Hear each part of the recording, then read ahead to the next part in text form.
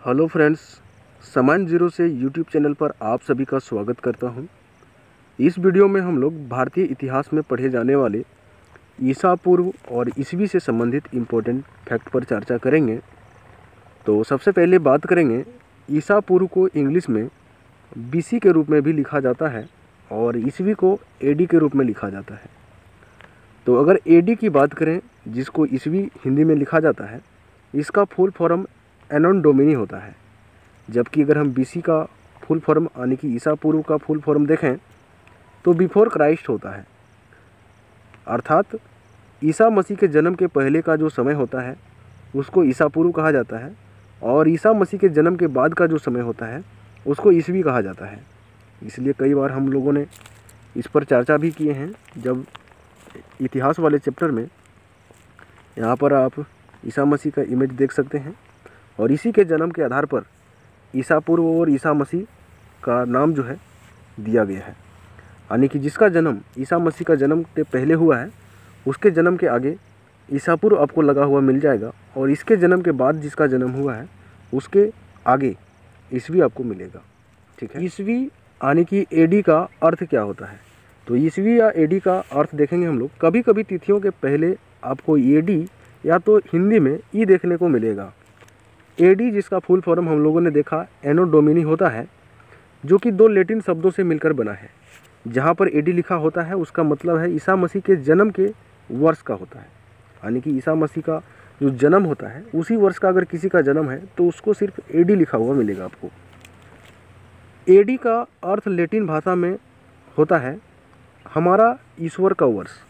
Latin भाषा में इसका अर्थ क्या होता है? तो हमारा ईश्वर का अर्थ वर्ष जो होता है इसका अर्थ होता है।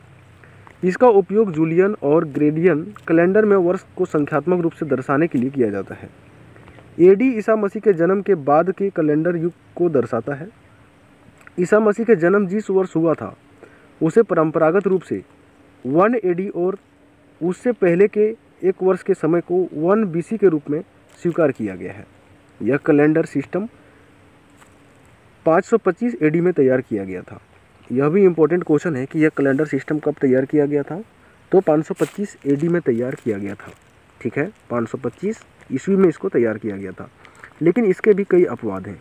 जैसे कि बात करेंगे, कभी कभी एडी की जगह पर आपको सीई देखने को मिलेगा तथा बीसी के जगह पर आपको बीसीई देखने को मिल जाएगा जिसका प्रयोग होता है।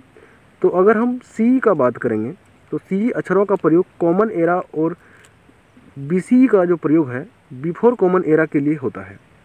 तो यहाँ पर ध्यान देने वाली बातें हैं कि अगर सी आपको देखने को मिलेगा तो इसका प्रयोग जो होता है कॉमन एरा के लिए होता है। क्या होता है? Common era. और अगर बीसीई आपको देखने को मिलेगा तो इसका अर्थ होता है बिफोर कॉमन एरा। ठीक है। हम इन शब्दों के प्रयोग इसलिए करते हैं क्योंकि विश्व के अधिकांश देशों में अब इस कैलेंडर का प्रयोग सामान्य हो गया है। अर्थात विश्व के सभी देशों में इस कैलेंडर को अब सामान्य रूप से देखा जाने लगा है। इसके लिए हम लोग सी और बीसीई का प्रयोग करते हैं। भारत में तिथियों के इस रूप का प्रयोग लगभग 200 वर्ष पूर्व शुरू हुआ था। तो कितने वर्ष पहले शुरू हुआ था? 200 वर्ष पहले शुरू हुआ था। कभी कभी अंग्रेजी के बीपी अक्षरों का प्रयोग भी होता है जिसका मतलब होता है बिफोर प्रेजेंट, यानी कि वर्तमान से पहले। तो बीपी का अर्थ क्या होता है? बिफोर प्रेजेंट, अर्थात वर्तमान से पहले का अगर समय किसी को दर्शाना है तो बीपी का नोट भी हम लोग कर लेते हैं। तो दोस्तों, आप लोग कमेंट करके बताएंगे कि आप लोग को यह जानकारी कैसा लगा। साथ ही अगर आप चैनल पर नए हैं तो चैनल को सब्सक्राइब जरूर कर लें। मिलते हैं नेक्स्ट वीडियो में, तब तक के लिए आप सभी दोस्तों को जय हिंद।